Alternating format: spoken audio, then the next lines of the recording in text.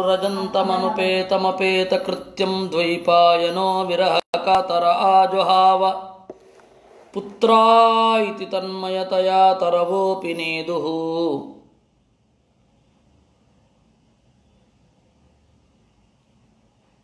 तं व्याससूनुमुपयामि गुरुं मुनीनां यस्यानुभावमखिलश्रुतिसारमेकमध्यात्मदीपमतितितीर्चतां तमोन्तं संसारिणां करुणयाः पुराणगुह्यं तं व्याससूनुमुपयामि गुरुं मुनीनां।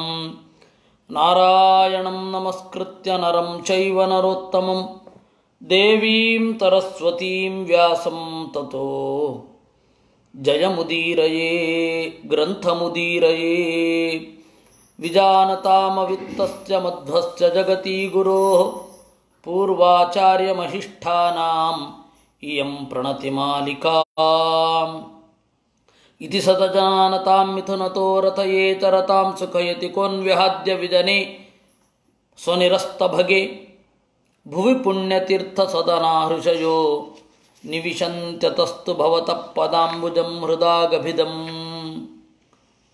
ददति सकृन्मनस्त्वयि चिदात्मनि नित्यसुखेन पुनरुपातते पुरुचतारहरावसथं। ನಿನ್ನೆ ಈ 22ನೆಯ ಮಂತ್ರ, ಅದಕ್ಕೆ ಮೂಲ ವ್ಯಾಖ್ಯೇಯವಾದ ವೇದ ಯಾವುದು ಅನ್ನೋದನ್ನು ನಾವು ನೋಡಿದ್ದೆವು. ವಸ್ತುತಃ ಈ ಶ್ರುತಿಗೀತೆಯನ್ನು ನಾವು ನೋಡ್ತಾ ಇದ್ದಾಗ ವೇದವ್ಯಾಸರ ಎಡಿಟಿಂಗಿನ ಬಗ್ಗೆ ಬೆರಗು ಮೂಡುತ್ತೆ. ಅವರ ಎಡಿಟಿಂಗು ಬಹಳ ವಿಚಿತ್ರ. ಆ ವೇದ ವಿನ್ಯಾಸದ ಬಗ್ಗೆ ಮೊದಲು ಒಂದು ಬೆರಗು. ಅಪೌರುಷೇಯವಾದ ವೇದ ಯಾವಾಗಲೂ ಹಾಗೇ ಇರುತ್ತೆ. ಅದರ ಕ್ರಮವೂ ಕೂಡ ಕೃತಕ ಅಲ್ಲ. ಅಂದರೆ ಅದನ್ನು ಯಾರೋ ರಚನೆ ಮಾಡಿದ್ದಲ್ಲ, ಬದಲಾಗಲ್ಲ. ಅಗ್ನಿಮೀಳೆ ಪುರೋಹಿತಂ ಇದ್ದದ್ದು ವನ್ಹಿಮೀಳೆ ಪುರೋಹಿತಂ ಆಗೋದಿಲ್ಲ. ಅಗ್ನಿಮೀಳೆ ಪುರೋಹಿತಂ ಇದ್ದದ್ದು ಪುರೋಹಿತಂ ವನ್ಹಿಮೀಳೆ ಆಗೋಲ್ಲ, ಪುರೋಹಿತಂ ಅಗ್ನಿಮೀಳೆ ಆಗೋಲ್ಲ. ಇಷ್ಟು ವಿಚಿತ್ರ ಎಡಿಟಿಂಗು. ಈ ತರಹದ್ದನ್ನು ಋಕ್ಕುಗಳನ್ನು ಬೇರೆ ಬೇರೆ ಮಾಡಿ ಇಟ್ಟರು. ಆ ಋಕ್ಕನ್ನು ಮಾಡಿದ ವಿನ್ಯಾಸ ಅಂದರೆ ಈ ಋಕ್ಕು ಇಲ್ಲಿರಲಿ, ಈ ಋಕ್ಕು ಇನ್ನೊಂದು ಕಡೆ ಇರಲಿ, ಈ ತರಹ ಪ್ರಾಯ ವೇದವ್ಯಾಸರ ಆಶ್ರಮದಲ್ಲಿರುವ ಋಷಿಗಳೆಲ್ಲ ಈ ವಿನ್ಯಾಸದ ಶೈಲಿಯಿಂದ, ಸಂಪಾದನ ವಿನ್ಯಾಸ, ಎಡಿಟಿಂಗ್ ಸ್ಟೈಲ್ ಏನಿದೆ ಅದರಿಂದ ಅವರು ಹೊಸ ಹೊಸ ಪ್ರಮೇಯಗಳನ್ನು ಯೋಚನೆ ಮಾಡ್ತಿರಬಹುದೋ ಏನು. ಮಹಾರವ ಶ್ರುತಿ ಅದು ಹೀಗಿದೆ ಅಂತ ನಿನ್ನೆ ನಾವು ನೋಡಿದ್ದೆವು. ನಮಗೆ ಸಮಗ್ರ ವೇದ ಅನ್ನೋದು ಗೊತ್ತಾದರೆ ವೇದವ್ಯಾಸರ ಎಡಿಟಿಂಗಿನ ಬಗ್ಗೆ ಅದೊಂದು ವಿಸ್ಮಯ. ಈಗ ನಮಗೆ ಸದ್ಯಕ್ಕೆ ಈಗ ಸಿಗುವ ವೇದವಾಕ್ಯಗಳು ಅದನ್ನು ಅವರು ಯಾವ ರೀತಿ ವಿನ್ಯಾಸ ಮಾಡಿದ್ದಾರೆ ಅನ್ನೋದನ್ನು ಋಗ್ಭಾಷ್ಯದ ಮೂಲಕ ಮಧ್ವಾಚಾರ್ಯರು ಹೇಳಿದ್ದಾರೆ. ಯಾಕೋ ನಮ್ಮ ಪ್ರಾಚೀನ ವಿದ್ವಾಂಸರ ಗಮನ ಅಲ್ಲಿಗೆ ಹರಿಲಿಲ್ಲ. ನಮ್ಮ ಪ್ರಾಚೀನ ವಿದ್ವಾಂಸರು ಗಮನ ಹರಿಸದ 1000 ಸಂಗತಿಗಳಿದೆ. ನಾವು ಅವ್ರನ್ನ ಬೈತಾ ಇರೋದಲ್ಲ, ಯಾಕೆಂದರೆ ಅವ್ರ ಕಾಲದಲ್ಲಿ ಅದು ಯಾವ ಪರಿಸ್ಥಿತಿ ಇತ್ತೋ. ಇವಾಗ ನಮ್ಮ ವ್ಯಾಸತೀರ್ಥರು ಯಾಕೆ ಋಗ್ಭಾಷ್ಯಾದಿಗಳಲ್ಲಿ ಗಮನ ಹರಿಸ್ತಿಲ್ಲ ಅಂದರೆ ಆ ಕಾಲದ ಅಗತ್ಯ ಹಾಗಿರಲಿಲ್ಲ, ಅಷ್ಟೇ ಉತ್ತರ. ಅದರಿಂದಾಗಿ ನಾವು ಅಲ್ಲಿ ಗಮನ ಹರಿಸಬಾರದು ಅಂತನೂ ಅನ್ನೋದಲ್ಲ, ಅಲ್ಲಿ ಗಮನ ಹರಿಸಬೇಕು. ನಾವು ನಮ್ಮ ಹಿಂದಿನವರು ವ್ಯಾಖ್ಯಾನ ಮಾಡಿಲ್ಲ, ಆದ್ದರಿಂದಾಗಿ ನಾವು ಓದೋಲ್ಲ ಅಂತನ್ನುವ ಸಮರ್ಥನೆ ಇತ್ತೀಚೆಗೆ ಕೆಲವೊಂದು ಕಡೆ ನಡೀತಾ ಇದೆ. ನೀವು ಯಾಕೆ ವೇದ ಓದೋಲ್ಲ ಅಂದರೆ ನಮ್ಮ ಹಿಂದಿನವರು ಓದಿಲ್ಲ, ನಮ್ಮ ಹಿಂದಿನವರು ವೇದಕ್ಕೆ ವ್ಯಾಖ್ಯಾನ ಮಾಡಲಿಲ್ಲ ಅಂತ ಈ ಒಂದು ಭ್ರಮೆ ನಡೀತಾ ಇದೆ. ಒಬ್ಬ ಸ್ವಾಮಿಗಳು ನನಗೆ ಹೇಳ್ತಾ ಇದ್ದರು, ಅವರು ತುಳುನಲ್ಲಿ ಹೇಳ್ತಾ ಇದ್ರು, ನಾನು ಅದನ್ನು ಕನ್ನಡದಲ್ಲಿ ಹೇಳ್ತೇನೆ ನಿಮಗೆ. ನಾನು ಚಿಕ್ಕಂದಿನಲ್ಲಿ ವೇದವನ್ನು ಮುಟ್ಟಿದರೆ ಎಲ್ಲರೂ ಯಾಕೆ ವೇದ ಯಾಕೆ ಬೇಕು ಸನ್ಯಾಸಿಗಳಿಗೆ ಅಂತ ಕೇಳ್ತಾ ಇದ್ರು. ಸನ್ಯಾಸಿಗಳಿಗೆ ವೇದ ಸಂಹಿತೆ ಬೇಡ, ಉಪನಿಷತ್ತು ಓದಿ ಸಾಕು ಅಂತ ಹೇಳ್ತಾ ಇದ್ರು. ಆದರೂ ಕೂಡ ನನಗೇನಿದೆ ಅನ್ನುವ ಕುತೂಹಲದಿಂದ ಸಾಯಣ ಭಾಷೆ ಹಿಡ್ಕೊಂಡಾಗ ತಾಯಿ ಕೈನಲ್ಲಿ ಬಯಸೋರು, ಯಾಕೆ ವೇದ ಓದೋದು, ಬೇರೆ ಓದಿ, ಸನ್ಯಾಸಿಗಳು ವೇದ ಓದಬಾರದಂತೆ, ಅಂದರೆ ಸಂಹಿತೆ ಆ ಉಪನಿಷತ್ತನ್ನು ಓದಿ, ಆದರೆ ಬ್ರಾಹ್ಮಣಾರಣ್ಯಕ ಸಂಹಿತೆಗಳನ್ನು ಓದೋದು ಬೇಡ ಅಂತ ಹೇಳ್ತಾ ಇದ್ರು. ತಾಯಿ ಬಂದು ಹೇಳ್ತಾ ಇದ್ಲು ನನಗೆ, ಏನು ಆನಿ ಬಿಡ್ತನ, ನಾನು ಅವತ್ತು ಬಿಟ್ಟಿದ್ದು ಇವತ್ತಿಗೂ ವೇದ ಹಿಡಿಲಿಲ್ಲ ಅಂತ ಹೇಳ್ತಾ ಇದ್ರು. ಅದು ಯಾಕೋ ಆ ತರಹ ಬಂದ್ಬಿಟ್ಟಿದೆ. ಅದು ಸುಮಾರು ಎಲ್ಲರ ಮೆಂಟಾಲಿಟಿ. ವೇದಕ್ಕೇನು ಅರ್ಥ ಮಾಡೋದು, ವೇದಕ್ಕೇನು ಅರ್ಥ ಮಾಡೋದು, ಏನು ಅರ್ಥ ಮಾಡೋದು ಅಗತ್ಯ ಇಲ್ಲ. ಮತ್ತು ವೇದಕ್ಕೆ ಅರ್ಥ ಮಾಡೋದು ಸುಲಭ. ಇವತ್ತು ಕೂತ್ಕೊಂಡ್ರೆ ಮಾಡ್ತೇನೆ, ಒಬ್ಬರು ನಾನು ಇವತ್ತು ಕೂತ್ಕೊಂಡ್ರೆ ಮಾಡಿಬಿಡ್ತೇನೆ. ಕೂತ್ಕೊಳ್ಳಿ ಅಲ್ಲ, ಇನ್ನು ಕೂತ್ಕೊಳ್ಳೇ ಇಲ್ಲ, ಅವ್ರು ಕೂತ್ಕೊಂಡ್ರೆ ಮಾಡ್ತೇನೆ, ಹೀಗೆಲ್ಲ ಮಾತುಗಳು. ಅದಲ್ಲ, ನಾವು ಅಧ್ಯಯನ ಮಾಡಲಿಲ್ಲ. ಆ ವೇದದ ಹಿನ್ನೆಲೆ, ವೇದದ ಚಿಂತನೆ, ವೇದಕ್ಕೆ ಹೇಗೆ ಅರ್ಥ ಹೇಳಬಹುದು ಅನ್ನೋದನ್ನು ಆಚಾರ್ಯರು ಏನು ಹೇಳಿದ್ದಾರೆ ಅದು ಯಾವುದನ್ನು ನಾವು ಅನುಸರಿಸಲಿಲ್ಲ. ಇರಲಿ, ಈ ಮಹಾನವ ಶ್ರುತಿಯ ಅಭಿಪ್ರಾಯವನ್ನು ನಾವು ನಿನ್ನೆ ನೋಡಿದ್ದೆವು.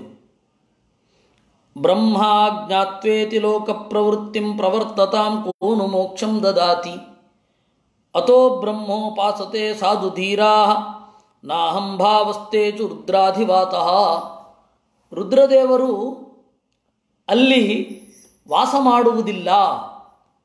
ಎಲ್ಲಿ? ದೇವರನ್ನು ತಿಳಿಯಬೇಕು ಅಂತ ಹೇಳಿ ವಿನೀತರಾಗಿ ಶಾಸ್ತ್ರಾದಿಗಳನ್ನು ಗಾಢವಾಗಿ ಓಡಾಡುವವರಲ್ಲಿ ರುದ್ರದೇವರು ವಾಸ ಮಾಡಲ್ಲ. ಅದೆಂಗೆ ಮಾರ್ಯಾರೆ? ಅವರು ದೇಹಾಭಿಮಾನಿಗಳು, ದೇಹ ಪುರುಷ ಅಂತ, ಶರೀರ ಪುರುಷ ಅಂತ ಹೇಳ್ತಾರೆ ಸದಾಶಿವನನ್ನು, ಮನೋಭಿಮಾನಿ ಅಂತ ಹೇಳ್ತೀರ. ರುದ್ರದೇವರು ವಾಸ ಮಾಡಲ್ಲ. ರುದ್ರದೇವರು ದೇವರ ಅಣತಿಗೊಳಗಾಗಿ ಅವೈರಾಗ್ಯವನ್ನು ಕೊಡ್ತಾರೆ. ಅವರು ವಾಸ ಮಾಡಲ್ಲ ಅಂದ್ರೇನು? ವೈರಾಗ್ಯ ಇರುತ್ತೆ ಲೋಕದಲ್ಲಿ. ಲೋಕದ ವ್ಯಕ್ತಿಗಳನ್ನು ನೋಡ್ತಾ ಇದ್ದರೆ ಏನು ಅಷ್ಟೊಂದು ಅಂತ ಅನಿಸುತ್ತೆ ಒಮ್ಮೊಮ್ಮೆ. ಅಷ್ಟೊಂದು ತೀವ್ರವಾದ ತಹತಹಿಕೆ ಎಂಥದ್ದು, ಒಂದು ಸಣ್ಣ ಮಾತಿಗೆ ಕೊಂದೇ ಬಿಡುವಷ್ಟು ಸಿಟ್ಟು, ಒಂದು ಸಣ್ಣ ಆಸ್ತಿಗೆ ಕೊಲೆ ಮಾಡುವಷ್ಟು ಸಿಟ್ಟು, ಸಂಚು, ಇನ್ಯಾವುದೋ ಸಲ್ಲದ ಪ್ರವೃತ್ತಿಗಳೆಲ್ಲ ಯಾಕೆ? ಅಲ್ಲಿ ರುದ್ರದೇವರು ವೈರಾಗ್ಯವನ್ನು ಕೊಟ್ಟಿಲ್ಲ. ಅದರಿಂದಾಗಿ ನಮಗೆ ಹೊರಗಡೆಯ ಜಗತ್ತನ್ನು ನೋಡ್ತಾ ಇದ್ದರೆ ದಿಗ್ಭ್ರಾಂತಿಯಾಗಿ ಬಿಡುತ್ತೆ. ಏನು ಇಷ್ಟೊಂದೇ ಅಂತ. ಅಲ್ಲಿ ಹೌದು, ಯಾಕೆ ಅಂತಂದರೆ ರುದ್ರದೇವರು ಅಲ್ಲಿ ವೈರಾಗ್ಯವನ್ನು ಕೊಟ್ಟಿಲ್ಲ. ಆದ್ದರಿಂದಾಗಿ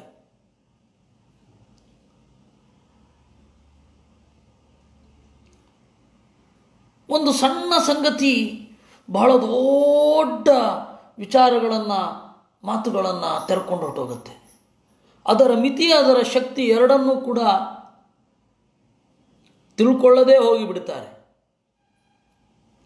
ಅದಕ್ಕಾಗಿ ತೇಷು ರುದ್ರಾಧಿವಾಸ, ರುದ್ರದೇವರು ವೈರಾಗ್ಯಪ್ರದರಾಗಿ ವಾಸ ಮಾಡಬೇಕಾದ್ರೆ ದೇವರ ದಾರಿಯಲ್ಲಿ ಸಾಕ್ತಾ ಇದ್ದೇನೆ ಅಂತ ರುದ್ರದೇವರಿಗೆ ಪ್ರಾರ್ಥನೆ ಮಾಡಿಕೊಳ್ಬೇಕು. ಪೀಠ ಪೂಜೆಯಲ್ಲಿ ಶಿವನ ಪೂಜೆಯೂ ಇರಬೇಕು. ಮಹಾಭಾಗ್ಯಂತು ಕೈವಲ್ಯಂ ಅಜ್ಞಾನಾಂ ಕಪ್ರದಾಸ್ಯತಿ ಅತಸ್ತಂತೋ ವಿಜಾನಂತಿ ಹರಿಂತೆ ತ್ವನಹಂಕೃತಾ ಇತಿ ಸ್ಕಾಂದೇ. ಈ ವೇದಕ್ಕೆ ಒಂದು ಸಂವಾದ ಇದೆ. ಯಾವುದು? ಸ್ಕಾಂದ ಪುರಾಣ. ಸ್ಕಾಂದ ಪುರಾಣ ಅಂತ ಹೇಳಿದ್ರೆ ಸ್ಕಂದನಿಗಾಗಿ ಸದಾಶಿವ ಹೇಳಿದ ಪುರಾಣ, ಅದಕ್ಕೆ ಸ್ಕಾಂದ ಪುರಾಣ ಅಂತ. ಕೇಳುವವನ ಹಿನ್ನೆಲೆಯಲ್ಲಿ ಬಂದದ್ದು ಸ್ಕಾಂದ ಪುರಾಣ. ಬಹಳ ವಿಚಿತ್ರ. ಆದರೆ ಸ್ಕಾಂದ ಪುರಾಣದ ಹೊಟ್ಟೆ ಉಬ್ಬುತ್ತಾ ಇದೆ. ಯಾಕೆ ಅಂದರೆ ಎಲ್ಲ ಕ್ಷೇತ್ರ ಪುರಾಣಗಳು ಸ್ಕಾಂದ ಪುರಾಣ ಅಂತರ್ಗತ ಮಾಡಿಬಿಟ್ಟಿದ್ದಾರೆ. ಎಲ್ಲ ಕ್ಷೇತ್ರ ಪುರಾಣಗಳು. ಅತ್ಯಂತ ಪ್ರಸಿದ್ಧವಾದ ಪುರಾಣ ಸ್ಕಾಂದ ಪುರಾಣ. ಅತ್ಯಂತ ಪ್ರಸಿದ್ಧವಾದ ಕ್ಷೇತ್ರಗಳು ಎಲ್ಲವೂ ಕೂಡ ಸ್ಕಾಂದ ಪುರಾಣದಲ್ಲಿ ನಮ್ಮ ಉಲ್ಲೇಖ ಇದೆ ಅಂತ ಹೇಳ್ಕೊಳ್ಳೋದ್ರಲ್ಲಿ ಅದೇನೋ ಚರಿತಾರ್ಥತ. ನಾನು ಮೊದಲು ಸ್ಕಾಂದ ಪುರಾಣದಲ್ಲಿದೆ ಎನ್ನುವ ಒಂದು ಮಾತನ್ನು ಬ್ಲೈಂಡ್ ಆಗಿ ನಂಬಿದ್ದೆ. ಅದ್ಯಾವುದು ಅಂತ ಹೇಳಿದ್ರೆ, ಚನ್ನಪಟ್ಟಣಕ್ಕೆ ಜ್ಞಾನಮಂಟಪ ಕ್ಷೇತ್ರ ಅಂತ ಹೆಸರು ಸ್ಕಾಂದ ಪುರಾಣದಲ್ಲಿ ಉಲ್ಲಿಖಿತವಾಗಿದೆ ಅಂತ. ಹೌದಾ ಅಂತ ಹೇಳಿ ನಾನು ಸ್ಕಾಂದ ಪುರಾಣ ಇಡೀ 2-3 ಬಾರಿ ಗಾಳಿಸಿದ್ದು ಮಾರಾಯರೆ. ಇಲ್ಲವೇ ಇಲ್ಲ. ಇದೆ ಅಂತ ಹೇಳಿ ಏನು ಉಲ್ಲೇಖ ಇದೆ ಅವ್ರದಕ್ಕೆ ಹೋದರೆ ಇಲ್ಲ ಯಾರೋ ಹೇಳಿದ್ದು ಅಂತ. ಕಡೆಗೆ ಸಿಕ್ಕಿತು ಜ್ಞಾನಮಂಟಪ ಕ್ಷೇತ್ರ ಅಂತಲೂ ಇದೆ, ಆದರೆ ಅದು ಸ್ಕಾಂದ ಪುರಾಣದ ಭಾಗವಾಗಿ ಇಲ್ಲ. ಸ್ಕಾಂದ ಪುರಾಣ ಅಂತ ಆ ತಾಡವಾಲೆಯಲ್ಲಿದೆ. ಆ ತಾಡವಾಲೆಯೂ ಅಲ್ಲ, ಪೇಪರ್ ಮ್ಯಾನಸ್ಕ್ರಿಪ್ಟ್ ಹೇಳಬೇಕು ಅಂದರೆ. ಮೂಲ ಅಲ್ಲಿ ಸ್ಕಾಂದದಲ್ಲಿ ಇಲ್ಲವೇ ಇಲ್ಲ. ಹೀಗೆ ಬಹಳಷ್ಟು ವಿಚಾರಗಳಾಗಿದೆ. ಒಮ್ಮೊಮ್ಮೆ ನಗು ಬರುತ್ತೆ, ಒಮ್ಮೊಮ್ಮೆ ಅಳು ಬರುತ್ತೆ, ಒಮ್ಮೊಮ್ಮೆ ಸಿಟ್ಟು ಬರುತ್ತೆ. ಆ ಸ್ಕಾಂದ ಪುರಾಣದ ಹೊಟ್ಟೆ ಉಬ್ಬಿಸ್ತಾ ಇದ್ದಾರೆ ಬರೇ ಇಂಥದ್ರಿಂದ. ನನಗೆ ಮೊನ್ನೆ ಒಂದು ಕೋರ್ಟಿನಲ್ಲಿ ಒಂದು ವಾದ ಮಾಡಬೇಕಾದ ಪ್ರಸಂಗ ಬಂದಾಗ ಸ್ಕಾಂದ ಪುರಾಣ ಅಂತರ್ಗತ ಕ್ಷೇತ್ರ ಮಹಾತ್ಮೆ ಅಂತ ಬಂತು. ಅದು ಹೇಳಿದೆ ಖಂಡಿತ ಅಲ್ಲ ಅದು. ಮತ್ತು ಅದರಲ್ಲಿ ಅವ್ರಿಗೆ ಬೇಕಾದ ಅಂಶ ಕಟ್ ಮಾಡ್ಕೊಂಡು ಬೇಕಾದ ಅಂಶ ಮಾತ್ರ ಹಾಕಿದ್ರು. ಅದರಿಂದಾಗಿ ಬಹಳ ಸಮಸ್ಯೆ. ಸ್ಕಾಂದ ಪುರಾಣ ಬಹಳ ತಿರುಚಲ್ಪಟ್ಟ ಪುರಾಣ. ಯಾದ್ವಾ ತದ್ವಾ ತಿರುಚಿಬಿಟ್ಟಿದ್ದಾರೆ. ಸ್ಕ್ವೀಸ್ಡ್ ಅಂತಾರಲ್ಲ ಹಾಗೆ ಯಾದ್ವಾ ತದ್ವಾ ತಿರುಚಿಬಿಟ್ಟಿದ್ದಾರೆ. ಅದನ್ನು ಯದ್ವಾ ತದ್ವಾ ಚಿಗುಟಿ, ಯದ್ವಾ ತದ್ವಾ ಸ್ಕಾಂದ ಬಂದರೆ ಅವನಿಗೆ ಸ್ಕಂದನಿಗೇನೆ ಗಾಬರಿ ಆಗಿಬಿಡ್ಬೇಕು, ಆ ತರಹ ಇದೆ. ಆಚಾರ್ಯರು ಕೋಟ್ ಮಾಡೋದು ಅಲ್ಲಿ ಸಿಗತ್ತೆ ಸ್ಕಂದ ಪುರಾಣದಲ್ಲಿ, ಬಹಳ ತಮಾಷೆ. ಹಾಗೆ ಇದೊಂದಿದೆ, ಏನು ಮಹಾಭಾಗ್ಯಂತು ಕೈವಲ್ಯಂ ಅಜ್ಞಾನಾಂ ಕಪ್ರದಾಸ್ಯತಿ. ಕೈವಲ್ಯ ಅಂದರೆ ಜ್ಞಾನ ಏನಿದೆ, ಇದು ಮೋಕ್ಷ ಏನಿದೆ ಅದು ಮಹಾಭಾಗ್ಯ. ಅದರಂತಹ ದೊಡ್ಡ ಭಾಗ್ಯವೇ ಇಲ್ಲ. ಮಹಾಭಾಗ್ಯಂತು ಕೈವಲ್ಯಂ ಅಜ್ಞಾನಾಂ ಕಪ್ರದಾಸ್ಯತಿ. ಯಾಕೆ? ಯಾರಿಗೆ ಜ್ಞಾನ ಇಲ್ಲವೋ ಅವರಿಗೆ ಭಾಗ್ಯ ಸಿಗಬಾರದು. ಇದು ನಿಯಮ. ಭಾಗ್ಯ ಸಿಗಬೇಕು ಅಂದರೆ ಜ್ಞಾನಿಯಾಗಿರಬೇಕು. ಇದು ವೇದವ್ಯಾಸರ ಮತ್ತು ವೇದದ ನಿಯಮ. ಯಾರಿಗೆ ಜ್ಞಾನ ಇರಲ್ಲ ಅವರಿಗೆ ಸರ್ಕಾರದ ಭಾಗ್ಯಗಳು ಬೇಕಷ್ಟು ಸಿಗಬಹುದು, ಆದರೆ ಕೈವಲ್ಯ ಭಾಗ್ಯ ಸಿಗೋದಿಲ್ಲ. ಜ್ಞಾನ ಇಲ್ಲದೆ ಇದ್ದವ್ರಿಗೇನೆ ಅವರು ಭಾಗ್ಯ ಕೊಡೋದು, ಆದರೆ ಜ್ಞಾನವನ್ನು ವಿರೋಧ ಮಾಡುವವರಿಗೆ ಕೊಡೋದು. ಆದರೆ ಇಲ್ಲಿ ಜ್ಞಾನ ಇದ್ದವ್ರಿಗೆ ಭಾಗ್ಯ. ಅಜ್ಞಾನಾಂ ಕಪ್ರದಾಸ್ಯತಿ. ಯಾರು ಅಜ್ಞರಿರ್ತಾರೆ ಅವರಿಗೆ ಭಾಗ್ಯವನ್ನು ಕೊಡೋ ಬಗೆ ಹೇಗೆ? ಅತಸ್ಸಂತೋ ವಿಜಾನಂತಿ ಹರಿಂತೆ ತ್ವನಹಂಕೃತಾ. ಆ ಕಾರಣದಿಂದ ಜ್ಞಾನ ಪಡಿಬೇಕು ಅಂತ ಹೇಳಿ ಸಜ್ಜನರು ಬಯಸುತ್ತಾರೆ. ಜ್ಞಾನ ಬೇಕು. ಸಜ್ಜನರು ಜ್ಞಾನವನ್ನು ಬಯಸೋದು ಯಾಕೆ ಅಂತಂದರೆ ಸುಖದ ಭಾಗ್ಯಕ್ಕಾಗಿ, ಸುಖದ ಭಾಗ್ಯಕ್ಕಾಗಿ ಜ್ಞಾನವನ್ನು ಅವರು ಬಯಸುತ್ತಾರೆ. ಜ್ಞಾನ ಪಡಿಬೇಕಾದರೆ ಅಹಂಕಾರ ಇರಬಾರದು. ಅಹಂಕಾರ ಅಂದ್ರೇನು? ಈಗೋ ಅಂತ ಒಂದು ಅರ್ಥ ಇದೆ. ಅಹಂಕಾರ ಅಂತಂದರೆ ನಾರಾಯಣ ಪಂಡಿತರು ಬಹಳ ಸೊಗಸಾಗಿ ಒಂದು ಮಾತು ಹೇಳ್ತಾರೆ. ಅವಿದ್ಯಮಾನಾತ್ಮಗುಣಾಭಿಮಾನಂ ಮೋಹಾದಹಂಕಾರ ಮುಷಂತಿ ಸಂತಹ. ಅವಿದ್ಯಮಾನ, ತನ್ನಲ್ಲಿ ಇಲ್ಲದ ಗುಣವನ್ನು ಇದೆ ಅಂತ ಅಂದುಕೊಂಡ್ರೆ ಅದನ್ನು ಅಹಂಕಾರ ಅಂತ ಕರೀತಾರೆ. ಇಲ್ಲದ ಗುಣವನ್ನು ಇದೆ ಅಂತ ಅಂದುಕೊಂಡ್ರೆ ಅದು ಅಹಂಕಾರ. ಹೀಗಾಗಿ ಅನಹಂಕೃತಾಹ, ವಿನೀತರಾಗಿ ದೇವರನ್ನು ತಿಳಿಯಲಿಕ್ಕೆ ಬಯಸುತ್ತಾರೆ. ಇಷ್ಟು ಸ್ಕಾಂದದಲ್ಲಿ ಇದೆ. ನಾವು ಇದನ್ನು ಮೂಲಾರೂಢ ಮಾಡಿ ನೋಡೋಣ. ಇತಿ ಸದಜಾನತಾಂ ಮಿಥುನತೋ ರತಯೇತರತಾಂ ಸುಖಯತಿ ಕೋನ್ ವಿಹಾದ್ಯ ವಿಜನೇ ಸ್ವನಿರಸ್ತಭಗೆ ಭುವಿ ಪುಣ್ಯತೀರ್ಥ ಸದನಾ ಹೃಚಯೋ ನಿವಿಚಂತಿ ಅತಸ್ತು ಭವತಃ ಪದಾಂಬುಜಂ ಹೃದಾಗಭಿದಂ ದದತಿ ಸಕೃನ್ಮನಸ್ತ್ವಯಿ ಚಿದಾತ್ಮನಿ ನಿತ್ಯ ಸುಖೇನ ಪುನರುಪಾತತೆ ಪುರುಚತಾರಹರಾವತಥಂ. ಇತಿ ದೇವರನ್ನ ಗುರುಗಳನ್ನು ಪರಮ ಸುಖಕ್ಕಾಗಿ ಆಶ್ರಯಿಸಬೇಕು ಎನ್ನುವುದನ್ನು ಅಜಾನತಾಂ ತಿಳಿಯದ ಅವರೇನು ಮಾಡ್ತಾರೆ? ಮಿಥುನತೋ ರಥಯೇ ಚರತಾಂ. ಮಿಥುನತಃ ದ್ವಂದ್ವದಿಂದಲೇ ಸುಖ ಅಂತ ಅವರು ಅಂದ್ಕೊಂಡಿರ್ತಾರೆ. ದುಃಖ ಬಂದು ಸುಖ ಇದ್ದರೆ ಮಾತ್ರ ಸುಖ, ದುಃಖವೇ ಬರದೆ ಹೋದರೆ ಸುಖಕ್ಕೆ ಬೆಲೆ ಇರಲ್ಲ. ಆದ್ದರಿಂದಾಗಿ ಮುಕ್ತಿಯಲ್ಲಿ ಪರಮ ಸುಖ ಅಂತೆ, ಹೇಗೆ ಸಾಧ್ಯ ಅದು ಅಂತ ಪ್ರಶ್ನೆ ಮಾಡ್ತಾರವರು. ಸುಖ ಅನುಭವಿಸಿ ಮುಕ್ತಿಯಲ್ಲಿ ಬೋರ್ ಬರಲ್ವಾ ಅಂತ ಕೇಳ್ತಾರೆ. ಅವರಿಗೆ ಸ್ವರೂಪ ಸುಖ ಮತ್ತು ದೈಹಿಕ ಸುಖ ಎರಡು ಬೇರೆ ಅಂತನ್ನುವ ಬೇಸಿಕ್ ಕಾಮನ್ ಸೆನ್ಸ್ ಇರೋಲ್ಲ. ಅದರಿಂದಾಗಿ ಮಿಥುನತೋ ರಥಯೇ, ಜೋಡಿಯಾಗಿಯೇ ಸುಖವನ್ನು ನಾವು ಅನುಭವಿಸ್ತೇವೆ ಅಂತ ಯಾರು ಓಡಾಡ್ತಾ ಇರ್ತಾರೆ ಅವರು ಸ್ವನಿರಸ್ತ ಭಗ, ತಮ್ಮ ಭಾಗ್ಯವನ್ನೇ ಧಿಕ್ಕರಿಸಿಕೊಂಡವರು. ಅವರಿಗೆ ಯಾರು ತಾನೇ ಸುಖವನ್ನು ಕೊಡ್ತಾರೆ? ಅದಕ್ಕಾಗಿ ಪುಣ್ಯತೀರ್ಥ ಸದನಾಹ ಋಷಯ, ಪವಿತ್ರವಾದ ಶಾಸ್ತ್ರದಲ್ಲಿ, ಪವಿತ್ರವಾದ ಒಂದು ಕ್ಷೇತ್ರದಲ್ಲಿ ಮನೆ ಮಾಡಿಕೊಂಡಿರುವ ಋಷಿಗಳು ನಿನ್ನ ಪಾದಾಂಬುಜದಲ್ಲಿ ನಿವಿಶಂತಿ, ಮನಸ್ಸನ್ನು ನೆಲೆಗೊಳಿಸುತ್ತಾರೆ.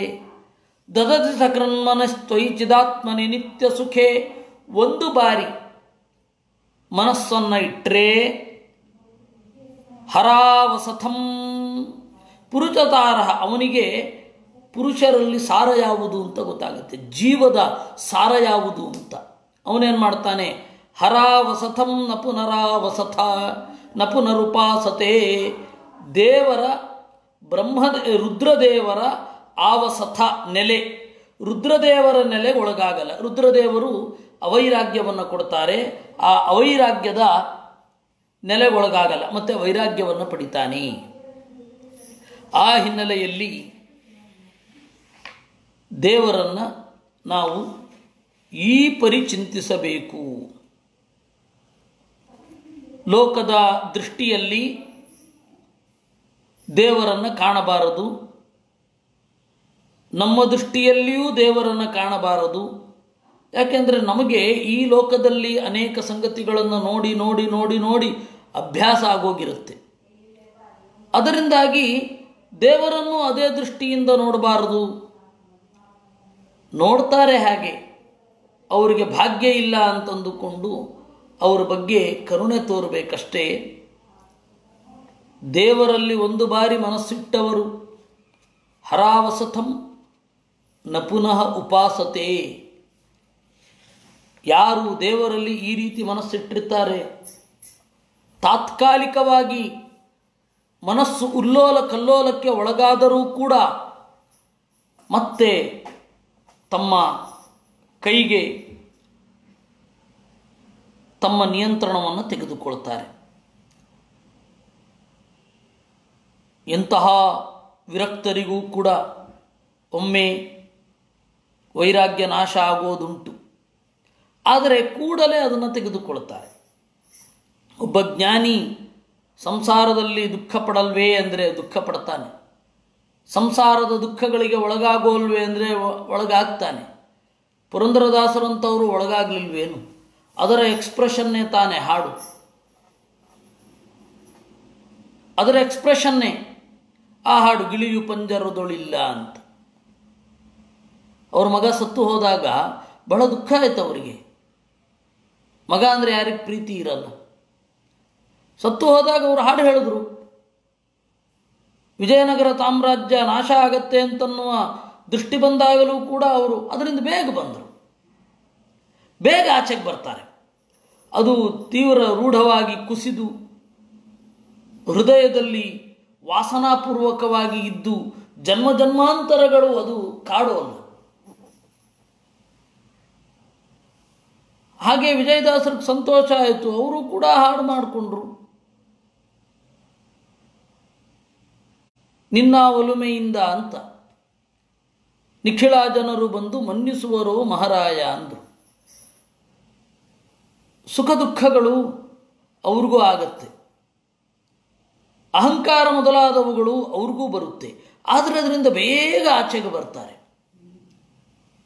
ಆ ಹಿನ್ನೆಲೆಯಲ್ಲಿ ಯಾವತ್ತೂ ಒಳಗಾಗೋದಿಲ್ಲ ರುದ್ರನ ಪ್ರಭಾವಕ್ಕೆ ಅಂತ ಅರ್ಥ ಅಲ್ಲ, ಬೇಗ ಆಚೆ ಬರ್ತಾರೆ ಅಂತ.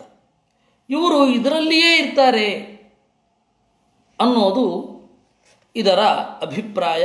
ಅದನ್ನು ನಾವು ಶ್ಲೋಕವನ್ನು ನೋಡಿದೆವು. ಇತಿ ಹೀಗೆ ಸತ್ ನಿರ್ದುಷ್ಟನಾದ ದೇವರನ್ನು ಅಜಾನತಾಂ ತಿಳಿಯದ ಮಿಥುನತೋ ರತಯೇ ಚರತಾಂ ದ್ವಂದ್ವದಿಂದಲೇ ಸುಖ ಎಂದು ಓಡಾಡುವ ಜನರಿಗೆ ಯಾರು ತಾನೇ ಮೋಕ್ಷವೆಂಬ ಭಾಗ್ಯವನ್ನು ಕೊಡ್ತಾರೆ? ಯಾರೂ ಕೊಡಿಸ್ಲಿಕ್ಕಾಗಲ್ಲ, ಸ್ವಯಂ ದೇವರು ಕೊಡೋದಿಲ್ಲ. ಸ್ವನಿರಸ್ತ ಬಗೆ ತಮ್ಮ ಭಾಗ್ಯವನ್ನೇ ನಾಶ ಮಾಡಿಕೊಂಡ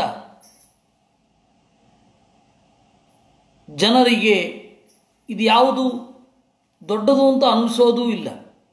ಆದರೆ ಭೂಮಿಯಲ್ಲಿ ಪುಣ್ಯತೀರ್ಥ ಸದನಾಹ ಋಷಯ,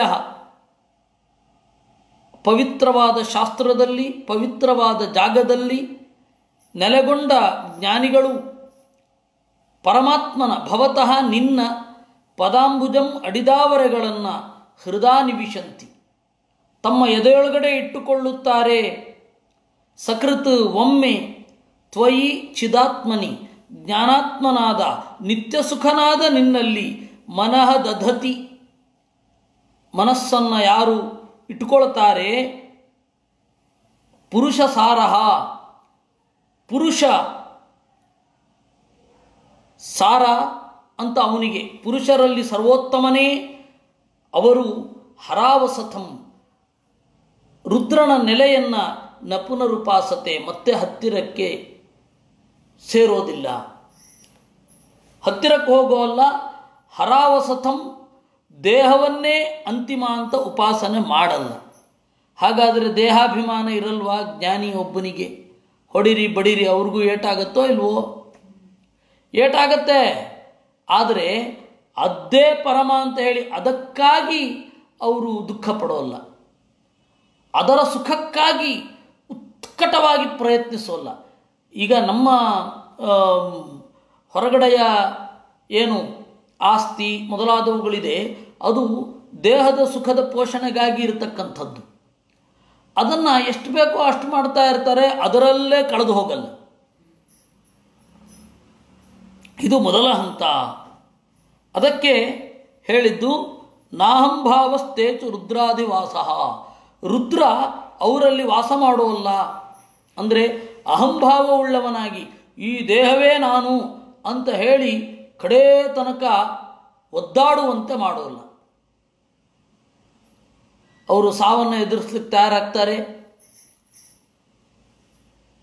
ಈಗಲೇ ಸತ್ತ ಮೇಲೆ ಯಾವ ರೀತಿ ಚಿಂತನೆ ಮಾಡಬೇಕು. ಈಗ ಪುರುಷ ಸೂಕ್ತ ಹೋಮ ಅಂತ ಒಂದಿದೆ. ಆ ಪುರುಷ ಸೂಕ್ತ ಹೋಮದಲ್ಲಿ ಜನ್ಮ ಜನ್ಮದಲ್ಲಿ ನಾನು ವೈಷ್ಣವನಾಗಿರಬೇಕು ಅಂತ ಕೇಳ್ಕೊಳ್ಳೋದುಂಟು. ಯಾವ ಜನ್ಮ ಬೇಕಾದರೂ ಬರಲಿ, ದೇವರೇ ನಿನ್ನ ಅರಿವಿರಲಿ,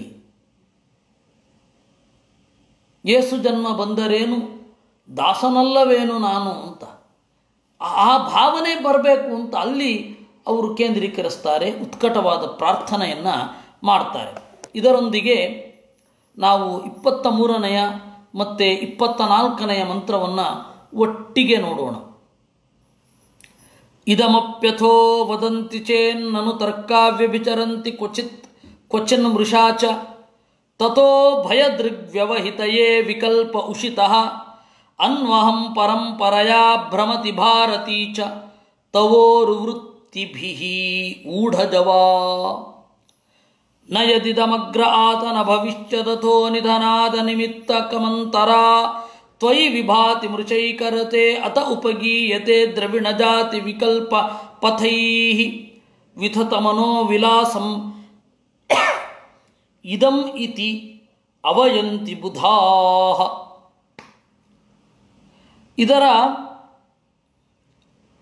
ಇದಕ್ಕೆ ಮೂಲಭೂತವಾದ ವೇದವನ್ನು ನಾವು ನೋಡೋಣ. ಯಂ ಜೀವಮೀಶಂ ಪ್ರವದಂತಿ ತರ್ಕೈಃ ತಚ್ಚೇಶ್ವರೋ ವಚನಂ ಸಂದಧಾತಿ ನಾಸೀದಾದೌ ಮರಣೇನೋ ಭವಿಷ್ಯನ್ ಋಚಾ ತತೋ ಹೀಶಿತೃತ್ವಂ ಸ್ವಪೇಷು ಇತಿ ವಿಪೀತಶ್ರುತಿ. ಈ ಅನುವಾದಕ್ಕೆ ಮೂಲಭೂತವಾದ ಶ್ರುತಿ ಬಹಳ ವಿಚಿತ್ರ, ವಿಪೀತ ಶ್ರುತಿ ಅಂತ. ವಿಪೀತ ಶ್ರುತಿ, ವಿಪೀತ ಶ್ರುತಿ ಅಂದರೆ ಲೀನವಾಗುವುದಿಲ್ಲ. ಈ ಹೆಸರೇ ಹೇಳುವ ಹಾಗೆ ಜೀವೇಶ್ವರರ ಭೇದವನ್ನು ಗಟ್ಟಿಯಾಗಿ ಹೇಳುವಂತಹ ಶ್ರುತಿ. ಬಹಳ ಜನ ಇರ್ತಾರೆ, ದೇವರನ್ನು ಜೀವ ಅಂತ ಹೇಳಿ ಗಟ್ಟಿ ಹೇಳ್ತಾರೆ, ಜೀವರನ್ನು ದೇವ ಅಂತ ಕೂಡ ಹೇಳ್ತಾರೆ. ಇದು ಇಬ್ಬರಿಗೂ ಮಾಡುವ ಅಪರಾಧ. ಬಹಳ ಜನರಿಗೆ ಶ್ರಾದ್ದ ಮಾಡುವಾಗ ಏನು ತಲೆನಲ್ಲಿರುತ್ತೆ, ಶ್ರಾದ್ದ ಮಾಡುವವರಿಗೆ ಅಂತ ಹೇಳಿದ್ರೆ, ಪಿತೃದೇವತೆಗಳಿಗೆ ಅಂದರೆ ಸತ್ತ ಕೂಡಲೇ ದೇವತೆ ಆಗೋಗ್ತಾರೆ ನಮ್ಮ ತಂದೆ ಅಂತ, ಆ ತರಹದ ಭ್ರಮೆ ಬಹಳ ಜನರಿಗಿದೆ. ನಾನು ಹೇಳ್ತಾ ಇರೋದು ಇವರಲ್ಲಿ ಅವರಲ್ಲಿ ಅಂತಲ್ಲ, ಎಲ್ಲರಿಗೂ ಅದೊಂದು ಭ್ರಮೆ. ಏನು, ಸತ್ತ ಮೇಲೆ ನಮ್ಮ ಅಪ್ಪ ಅಥವಾ ಅಮ್ಮ ದೇವತೆಗಳಾಗೋಗ್ತಾರೆ ಅಂತ.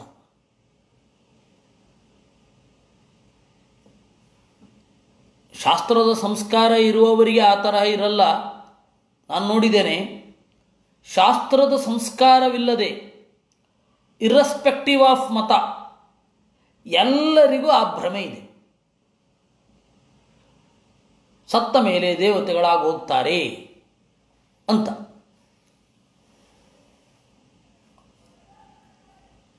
ಅಂಥವರು ಇನ್ನು ತರ್ಕಗಳಿಂದ ಜೀವನನ್ನ ಈಶ ಅಂತಲೋ ಈಶನನ್ನ ಜೀವ ಅಂತನೋ ಯಾರು ಚಿಂತನೆ ಮಾಡ್ತಾರೆ ಅವರಿಗೆ ಒಂದು ವಿಚಾರ ಗೊತ್ತಿಲ್ಲ. ತಚ್ಚೇಶ್ವರೋ ವಚನಂ ಸಂದಧಾತಿ. ದೇವರು ಆ ತರಹ ಚಿಂತನೆ ಮಾಡೋದಿಲ್ಲ.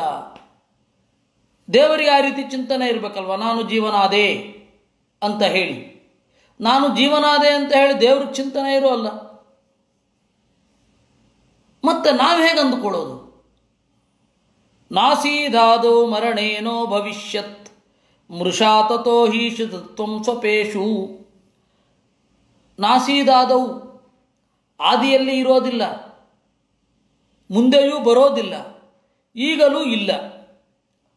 ಗಾಢವಾದ ನಿದ್ರೆಯಲ್ಲಿ ಅಂದರೆ ತನಿ ನಿದ್ರೆಯಲ್ಲಿ ಅವನ ಬ್ರಹ್ಮಭಾವ ಅರಿವಿಗೆ ಬರುತ್ತೆ ಅಂತ ಹೇಳ್ತಾರೆ. ತನಿ ನಿದ್ರೆಯಲ್ಲಿ ಬ್ರಹ್ಮಭಾವ ಅರಿವಿಗೆ ಬರುವುದು ಅಂತ ಹೇಳಿದ್ರೆ ಅದೇ ತನಿ ನಿದ್ರೆಯಲ್ಲಿ ಕಾಲದ ಬಗೆಗೂ ಅರಿವಿರುತ್ತೆ, ಆನಂದದ ಬಗೆಗೂ ಅರಿವಿರುತ್ತೆ. ಅದನ್ನು ಹೇಳಲ್ಲ ಅವರು. ತಮಗೆ ಬೇಕಾದ ಹಾಗೆ ತನಿ ನಿದ್ರೆಯನ್ನು ಬಳಸ್ಕೋತಾರೆ. ಸುಷುಪ್ತಿಯನ್ನು ತಮಗೆ ಬೇಕಾದ ಹಾಗೆ ಬಳಸ್ಕೋತಾರೆ. ಹಾಗಲ್ಲ ಅದು ಅಂತ ಆಚಾರ್ಯರು ನಿರೂಪಣೆ ಮಾಡಿದ್ದಾರೆ. ಇದು ವೇದದಲ್ಲಿ ಇರತಕ್ಕಂಥದ್ದು. ವೇದದ ಈ ಮಾತುಗಳನ್ನು 2 ಶ್ಲೋಕಗಳಿಂದ ಇದರ ಬೇರೆ ಬೇರೆ ಆಯಾಮಗಳನ್ನು ವೇದವ್ಯಾಸರು ಅನುವಾದ ಮಾಡಿದ್ದಾರೆ. ಇದಮಪ್ಯಥೋ ವದಂತಿ ಚೇತ್, ಇದಮಪಿ ಅಥೋ ವದಂತಿ, ಇದನ್ನೂ ಹೇಳ್ತಾರಪ್ಪ. ಯಾವುದನ್ನ? ಇದನ್ನ ಅಂದರೆ ಈ ಪ್ರಪಂಚವನ್ನ. ಏನಂತ? ಅಥೋ ವದಂತಿ ಚೇನ್ನನು ತರ್ಕೋ ವ್ಯಭಿಚರಂತಿ ಕ್ವಚಿನ್ ಮೃಷಾಚ ಅಪಾಲಕಂ. ಇದಕ್ಕೆ ಯಾರೂ ಪಾಲಕ ಇಲ್ಲ ಈ ಪ್ರಪಂಚಕ್ಕೆ. ಈ ಪ್ರಪಂಚ ಅನ್ನೋದು ಯಾರ ಆಸ್ತಿಯೂ ಅಲ್ಲ, ಇದು ಕೇವಲ ಆಕಸ್ಮಿಕ ಅಂತ ಹೇಳ್ತಾರೆ. ನನು ತರ್ಕಾವ್ಯಭಿಚರಂತಿ, ಅವರು ಮಾಡುವ ತರ್ಕಗಳು ಸಾಮಾನ್ಯ ತರ್ಕಗಳಾಗಿ ಇರುತ್ತೆ. ಆ ತರ್ಕಕ್ಕೆ ಪ್ರತ್ಯಕ್ಷದ ಬೆಂಬಲ ಇರಲ್ಲ, ಎಕ್ಸ್ಪೀರಿಯನ್ಸಿನ ಬೆಂಬಲ ಇರಲ್ಲ. ಎಕ್ಸ್ಪೀರಿಯನ್ಸಿನ ಬೆಂಬಲ ಇಲ್ಲದೆ ಹೋದರೆ ತರ್ಕಾ ವ್ಯಭಿಚರಂತಿ, ತರ್ಕಗಳೆಲ್ಲ ತಮ್ಮ ಗುರಿಯನ್ನು ಸಾಧಿಸುವುದಿಲ್ಲ.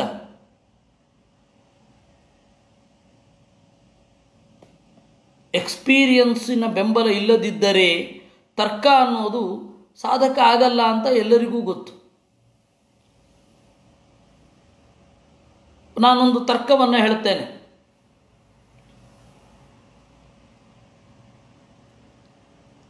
ಮೂತ್ರವು ಪೇಯವಾಗಿದೆ, ದ್ರವದ್ರವ್ಯ ಆಗಿರುವುದರಿಂದ ತೀರ್ಥದಂತೆ. ಇದೊಂದು ತರ್ಕ ಉಂಟು, ಶಾಸ್ತ್ರದಲ್ಲಿ ಉಂಟು. ಇದು ಒಬ್ಬರು ತರ್ಕ ಮಾಡ್ತಾನೆ, ಅದರ ಅಭಿಪ್ರಾಯ ನೋಡಿ ಎಷ್ಟು ಚೆನ್ನಾಗಿದೆ. ತರ್ಕದಲ್ಲಿ ಯಾವುದೇ ದೋಷ ಇಲ್ಲ, ಇದಕ್ಕೆ ವಿರೋಧ ಇರೋದು ಒಂದೇ, ಅನುಭವ ವಿರೋಧ. ಎರಡಕ್ಕೂ ಇರುವ ವ್ಯತ್ಯಾಸ ಜಗತ್ತಿಗೆ ಗೊತ್ತು. ತರ್ಕದಿಂದ ಕೇವಲ ನೀವು ತರ್ಕದ ನಿರ್ದೋಷವನ್ನು ನೀವು ಹೇಳೋದಾದರೆ ಏನು ಬೇಕಾದರೂ ಸಾಧನೆ ಮಾಡಬಹುದು ಅಂತ, ಏನು ಬೇಕಾದರೂ ಸಾಧನೆ ಮಾಡಬಹುದು. ತರ್ಕಕ್ಕೆ ಇರತಕ್ಕಂತಹ ಒಂದೇ ದೋಷ ಯಾವುದು? ಪ್ರತ್ಯಕ್ಷ ವಿರೋಧ, ಆಗಮ ವಿರೋಧ. ಅದಕ್ಕೆ ಹೇಳಿದ್ರು ನಾನು ತರ್ಕ ವ್ಯಭಿಚರಂತಿ ಅಂತ.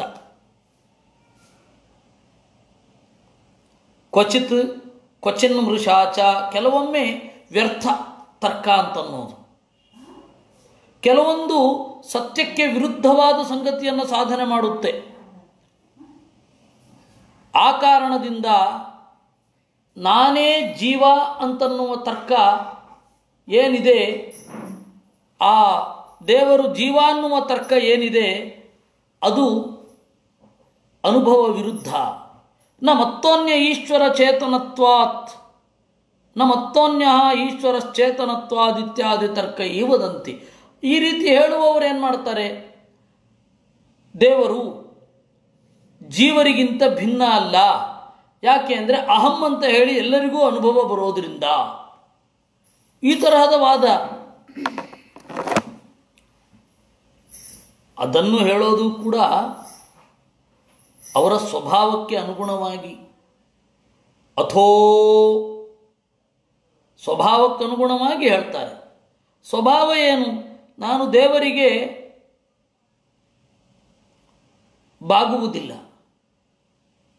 ದೇವರಿಗೆ ಬಾಗಲಾರೆ ಅನ್ನೋದನ್ನು ಹೆಂಗೆ ಮಾಡಿಕೊಳ್ಳೋದು? ನಾನು ಬಾಗುವ ದೇವರು ನಾನೇ ಅಂತ.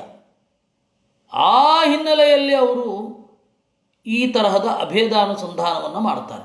ಹಾಗಾದರೆ ನಿಜವಾದ ಭಕ್ತರಿರಲ್ವಾ?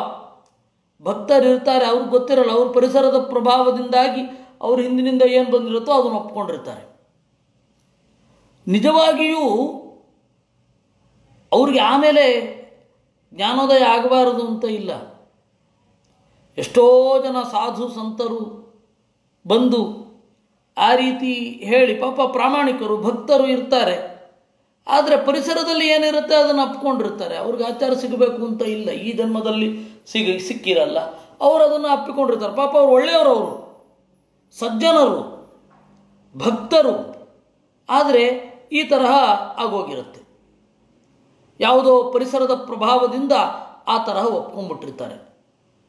ಅದನ್ನು ಅವರು ನಾನೇ ನಾನೇ ಅಂತ ಹೇಳ್ತಾ ಇರಲ್ಲ, ಯಾವಾಗಲೂ ಒಮ್ಮೆ ಹೇಳ್ತಾರೆ. ಅಂಥವರು ಅವರ ಸ್ವಭಾವ ಕರ್ಮಕ್ಕನುಗುಣವಾಗಿ ಪರಮಾತ್ಮನ ಪ್ರಚೋದನೆಯಿಂದಲೇ ಹೇಳೋದು. ಅಥೋ ಅಂದರೆ ಅದರಿಂದ. ಹೆಂಗ್ರಿ ಅರ್ಥ ಆಗತ್ತೆ ಅಥೋ ಅನ್ನೋದಕ್ಕೆ? ಅಂದರೆ ಶಬ್ದ ನಿರ್ಣಯದ ಮಾತನ್ನು ಆಚಾರ್ಯರು ಕೊಡ್ತಾರೆ. ತಸ್ಮಾದಥೋ ಅಥೇತ್ಯೇತತ್ ಹೇತ್ವರ್ಥೇ ತಮುದೀರಿತಂ ಇತಿ ಶಬ್ದ ನಿರ್ಣಯೇ. ಶಬ್ದ ನಿರ್ಣಯ ಅಂತ ಒಂದು ಗ್ರಂಥ, ಅದು ಮಧ್ವಾಚಾರ್ಯರು ಮಾತ್ರ ಕೋಟ್ ಮಾಡುವಂತಹ ಒಂದು ಕೋಶ, ಇಲ್ಲೆಲ್ಲ ಸಿಗೋದಿಲ್ಲ. ಅದರಲ್ಲಿ ಅಥೋ ಅಥ ಅತಃ ಈ ಮೂರು ಹೇತ್ವರ್ಥೆ, ಈ ಕಾರಣದಿಂದ ಅನ್ನುವ ಅರ್ಥವನ್ನು ಕೊಡುತ್ತೆ. ಅಥಾತೋ ಬ್ರಹ್ಮ ಜಿಜ್ಞಾತ ಅಂದರೆ ಈ ಕಾರಣದಿಂದ. ಯಾವ ಕಾರಣದಿಂದ? ಬಂಧವು ಸತ್ಯವಾಗಿರುವುದರಿಂದ, ಅಧಿಕಾರ ಸಿದ್ಧಿಯಾದ ಮೇಲೆ, ವೇದದಿಂದ ಪರಮಾತ್ಮನೇ ಪ್ರತಿಪಾದ್ಯನಾಗಿರುವುದರಿಂದ, ಶಬ್ದಗಳು ಅನ್ವಿತಾಭಿಧಾನವಾಗಿರುವುದರಿಂದ, ಈ ಥರ ಅಷ್ಟು ಅರ್ಥ ಮಾಡ್ತಾರೆ. ಅಂದರೆ ಅಥೋ ಅಥ ಅಂತಂದರೆ ಹೇತು ಅಂತ ಅರ್ಥ. ತಥಾಚ ಅಥೋ ಅವರವರ ಪೂರ್ವ ಜನ್ಮದ ಕರ್ಮದ ಕಾರಣದಿಂದಲೇ ವದಂತಿ ಹೇಳ್ತಾರೆ, ತರ್ಕಗಳನ್ನು ಪ್ರಯೋಗ ಮಾಡ್ತಾರೆ. ಅದನ್ನು ಆರಂಭಿಸಿದವರು, ಅದನ್ನು ಬಲವಾಗಿ ಹೃದಯದಲ್ಲಿ ನಂಬಿದವರು ಅವರು ದುಷ್ಟರು. ಎಷ್ಟೋ ಜನ ಹೇಳ್ತಾರಷ್ಟೆ, ಆದರೆ ಹೃದಯದಲ್ಲಿ ಅದನ್ನು ನಂಬಿರಲ್ಲ. 3 ಗಂಟೆ ಪೂಜೆ ಮಾಡ್ತಾರೆ ಅವರೇ. ಹೃದಯದಲ್ಲಿ ನಂಬಿರಬೇಕು ಅಂತ ಇಲ್ಲ. ಕೆಲವೊಮ್ಮೆ ಏನಾಗತ್ತೆ, ನಾವು ಇಲ್ಲಿ ಬಂದಿದ್ದೇವಲ್ಲ ಅಂತ ಅದನ್ನು ಒಪ್ಪಿಕೊಳ್ಳುವಂತಹ ಪ್ರಸಂಗ ಬರುತ್ತೆ. ಅದೇನೋ ವಿಚಿತ್ರ ಬಂಧನ. ನಾವು ಈ ಮತದಲ್ಲಿ ಬಂದ ಮೇಲೆ ಈ ಮತ ಸತ್ಯ ಆಗಿರಲೇಬೇಕಂದ್ರೆ ನಾನು ಅಂದ್ರೆ ಏನು ಅನ್ನೋದು ಇನ್ನು ಕೆಲವರಿಗೆ. ಅಯ್ಯೋ ಬಂದ್ಬಿಟ್ಟಿದ್ದೇವಲ್ಲ, ಹೇಗೆ ಹಿರಿಯರನ್ನು ಮೀರೋದು ಅಂತನ್ನುವ ಸಂಕಟ ಇನ್ನು ಕೆಲವರಿಗೆ. ಆದರೆ ಮನಪೂರ್ವಕವಾಗಿ ಹೇಳುವವರು ಅಸತ್ಯಮಪ್ರತಿಷ್ಠಂತೆ ಜಗದಾಹುರನೀಶ್ವರಂ ತಾಸುರ ಸ್ವಯಂ ನಷ್ಟಾ ಜಗತಕ್ಷಯಕಾರಿಣಃ ಅಂತ ಕೃಷ್ಣ ಹೇಳಿದ್ದಾನೆ. ಯಾರು ಜಗತ್ತನ್ನು ಅಸತ್ಯ ಅಂತಾರೆ, ಜಗತ್ತಿಗೊಂದು ಆಧಾರ ಇಲ್ಲ ಅಂತ ಹೇಳ್ತಾರೆ, ಯಾರು ಈ ಜಗತ್ತಿನ ನಿಯಾಮಕ ದೇವರಲ್ಲ ಅಂತ ಹೇಳ್ತಾರೆ, ಅವರೆಲ್ಲ ಅಸುರರು.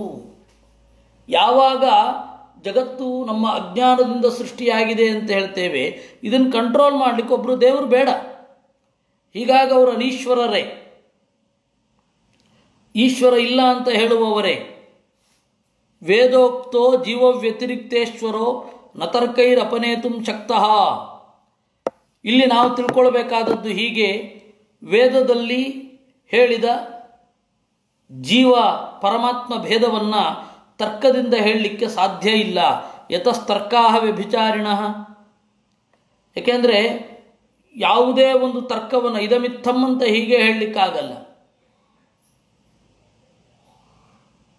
ಇವನು ಚೆನ್ನಾಗಿ ತಿಂದಿರುತ್ತಾನೆ, ಯಾಕೆಂದರೆ ದಪ್ಪ ಇರೋದ್ರಿಂದಾಗಿ ಅಂತ ಯಾರಾದರೂ ತರ್ಕ ಮಾಡಲಿಕ್ಕಾಗತ್ತಾ?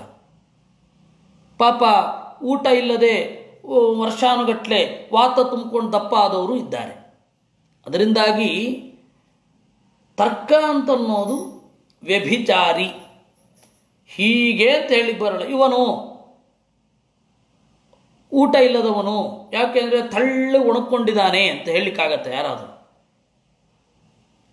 ಅದರಿಂದಾಗಿ ತರ್ಕ ವ್ಯಭಿಚಾರಿಣ ಮೃಷೈವ ಕ್ವಚಿತ್ ತರ್ಕ. ಕೆಲವೊಮ್ಮೆ ಸುಳ್ಳು ಕೂಡ, ವ್ಯರ್ಥ ಕೂಡ. ಅದಕ್ಕೆ ಆಚಾರ್ಯರೇ 2 ಉದಾಹರಣೆ ಕೊಡ್ತಾರೆ. ಇಷ್ಟ ಸಾಧನಾದಿ ತರ್ಕಸ್ತು ವ್ಯಭಿಚಾರಿ. ಇಷ್ಟ ಸಾಧನ ಎಲ್ಲರಿಗೂ ಬಾಳೆಹಣ್ಣು ಇಷ್ಟ ಆಗತ್ತೆ ಅಂತ ಹೇಳಿಕ್ಕೆ ಬರಲ್ಲ. ಜಯತೀರ್ಥರು ವಿಷ್ಣು ತತ್ವ ನಿರ್ಣಯ ಟೀಕೆಯಲ್ಲಿ ಹೇಳ್ತಾರೆ, ಒಂಟೆಗೆ ಮುಳ್ಳು ಕಂಟಿಯ ಗಿಡವೇ ಇಷ್ಟ. ಅದು ನೀವು ಬಾಳೆಹಣ್ಣನ್ನು ಕೊಟ್ಟರೆ ಕೂಡ ನೋಡಲ್ಲ. ನೋಡಿ, ಇಷ್ಟ ಸಾಧನ ತರ್ಕ ಅನ್ನೋದು ವ್ಯಭಿಚಾರಿ. ವ್ಯಭಿಚಾರಿ ಅಂತಂದರೆ ಸಾಧ್ಯ ಸಾಧಕ ಅಲ್ಲ ಅಂತ ಅಷ್ಟೇ ಅರ್ಥ. ಲೋಕದಲ್ಲಿ ಬೇರೆ ವ್ಯಭಿಚಾರ ಆಗೋಗಿದೆ ಅದು. ಶರೀರ ತಮ್ಮತ ಆತ್ಮ ಇತ್ಯಾದಿ ದರ್ಶನ ಪರಿಕಲ್ಪಿತಸ್ತು ಮೃಚೈವ. ಇನ್ನು ತರ್ಕ ಪೂರ ವ್ಯರ್ಥ ಆಗೋದು ಒಂದು ಕಡೆ, ಶರೀರಕ್ಕೆ ತಕ್ಕ ಹಾಗೆ ಆತ್ಮ ಇರ್ತಾನೆ ಅಂತ ಅನ್ನೋದು ಅದು ಭೀಕರ. ಅದು ಆನೆ ಶರೀರದಲ್ಲಿ ಆನೆಯಷ್ಟು ಆತ್ಮ ಇದ್ದರೆ ಆ ಆತ್ಮ ಅದರ ಜನ್ಮ ಪರಿಪಾಕದ ಫಲವಾಗಿ ಇರುವೆ ಆದರೆ ಗತಿ ಏನು? ಆ ಇರುವೆಗೆ ಇಲ್ಲಿ ಹಿಂಗೆ ಸೂಜಿ ಚುಚ್ಚಿದ್ರೂ ಕೆಳಗಡೆ ಇರುವೆ ಒದ್ದಾಡಬೇಕಾಗತ್ತೆ. ಇರುವೆ ಆನೆ ಆಗೋದ್ರೆ ಎಲ್ಲಿ ಚುಚ್ಚಿದ್ರೂ ಏನಾಗಲ್ಲ, ಅದರ ಆತ್ಮ ಬರೋ ತನಕ ಅಂತ ಈ ಥರ ಎಲ್ಲ ಕಲ್ಪನೆ ಮಾಡಲಿಕ್ಕಾಗತ್ತೆ. ಅದಕ್ಕೆ ಆತ್ಮ ಅಣು ಪರಿಮಾಣ, ಆದರೆ ಅಭಿಮಾನ ಅನ್ನೋದು ಆ ಇಡೀ ದೇಹದ ತುಂಬ ಇರುತ್ತೆ. ಆತ್ಮ ಸಮಾನನೇ, ಆತ್ಮನ ಪರಿಮಾಣದಲ್ಲಿ ವ್ಯತ್ಯಾಸ ಆಗೋದಿಲ್ಲ, ಅಭಿಮಾನದ ಪರಿಮಾಣದಲ್ಲಿ ವ್ಯತ್ಯಾಸ ಆಗತ್ತಷ್ಟೇ. ಇದು ನನ್ನದು ಅನ್ನುವ ಅಭಿಮಾನ ಇಡೀ ದೇಹ ತುಂಬಿಕೊಂಡ್ರೆ ಆ ದೇಹದಲ್ಲಿ ಏನು ಪರಿಣಾಮ ಆಗತ್ತೆ ಅದು ಆತ್ಮನಿಗೆ ಸಂವೇದನೆ ಆಗತ್ತೆ ಅಷ್ಟೇ. ಅಥೋ ಭಯಬುದ್ಧೀನಾಂ ಬುದ್ಧಿವ್ಯವಹಿತಯೇ ಏವ ಭವಂತಿ. ಈ ತರಹದ ವಿಕಲ್ಪ ಏನಿದೆ ಅದು ದುರ್ಬಲರಿಗೆ ಆನಂದವನ್ನು ನೀಡುತ್ತೆ, ದುರ್ಬಲರಿಗೆ ಬುದ್ಧಿಭೇದ ಹೌದು ಅಂತ ಕೂಡಲೇ ನಂಬಿಬಿಡ್ತಾರೋ, ವಿಚಾರ ಮಾಡೋಲ್ಲ. ಹೌದಲ್ವಾ, ಒಪ್ಕೊಳ್ಳೋದೆ. ಏನೀಗ ನಾವಿಲ್ಲಿ ಬಂದಿದ್ದೇವೆ, ಜನ ಎಲ್ಲ ಹೀಗೆ ಒಪ್ತಾ ಇದ್ದಾರೆ, ಜನರೆಲ್ಲರೂ ಒಪ್ತಾ ಇದ್ದರೆ ನಾವು ಒಪ್ಪಲಿಕ್ಕೆ ಏನು ಕಷ್ಟ? ನಮ್ಮ ಸುತ್ತಮುತ್ತಲಿನ ಜನರು ಯಾವ ರೀತಿ ಒಪ್ತಾರೋ ಆ ರೀತಿ ಒಪ್ಪಿದರೆ ನಾವು ಅವರಿಂದ ಪ್ರಯೋಜನವನ್ನು ಪಡಿಬಹುದು, ಅದು ಸುಖವಾಗಿರುತ್ತೆ ಅಂತ ಅಂದ್ಕೊಂಡ್ಬಿಡ್ತಾರೆ.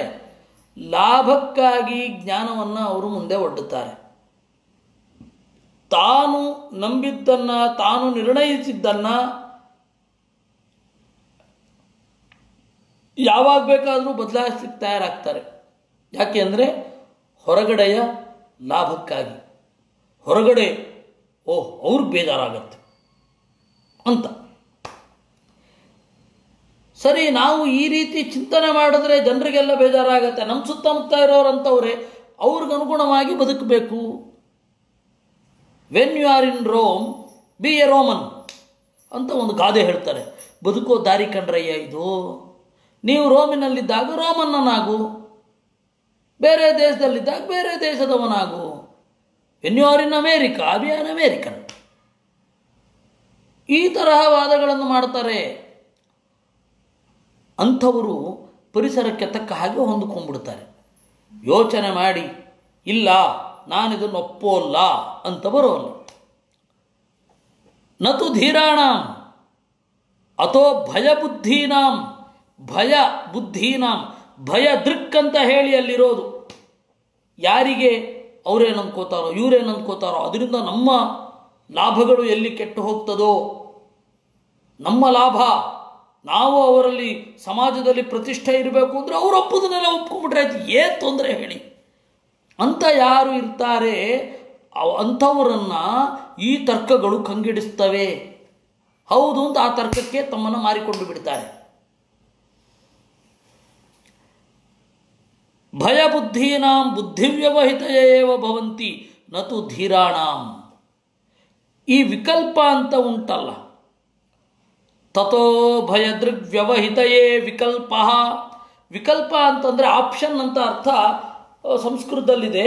ಆಚಾರ್ಯರು ಹೇಳಿದ್ರು ಇಲ್ಲಿ ಆಪ್ಷನ್ ಅಂತ ಅರ್ಥ ಅಲ್ಲ, ವೇದ ವಿರುದ್ಧ ಕಲ್ಪನಾ, ವೇದಕ್ಕೆ ವಿರುದ್ಧವಾದ ಚಿಂತನೆ. ಅದು ಅನ್ವಹಂ ಉಷಿತಃ, ಅದು ಪರಂಪರೆಯಿಂದ ಇದೆ, ಅಂಧ ಪರಂಪರೆ. ಆ ಪರಂಪರೆ ಪರಂಪರೆಗೆ ವಿರುದ್ಧವಾಗಿ ಹೋಗೋದಾ ಅಂತಾರೆ. ಪರಂಪರೆ ಅಂಧವಾಗಿದೆಯೇ ಅಲ್ವೇ ಅಂತ ನೋಡಬೇಕಲ್ವಾ. ಪರಂಪರೆ ಅಂತ ಬಂದ ಕೂಡಲೇ ನಾವು ಒಂದನ್ನು ಒಪ್ಪಲಿಕ್ಕೆ ಹೋಗಬಾರದು. ಅದು ಪರಂಪರೆಯಿಂದ ಬಂದದ್ದು ಅನ್ನೋ ತರ್ಕವೇ ಅಲ್ಲ. ಪರಂಪರೆಯಿಂದ ಬಂದಿದೆ, ಶಾಸ್ತ್ರ ವಿರುದ್ಧವಾಗಿದೆಯಾ? ಪರಂಪರೆಯಿಂದ ಬಂದಿದೆ, ಶಾಸ್ತ್ರ ವಿರುದ್ಧ ಆಗಿಲ್ವಾ?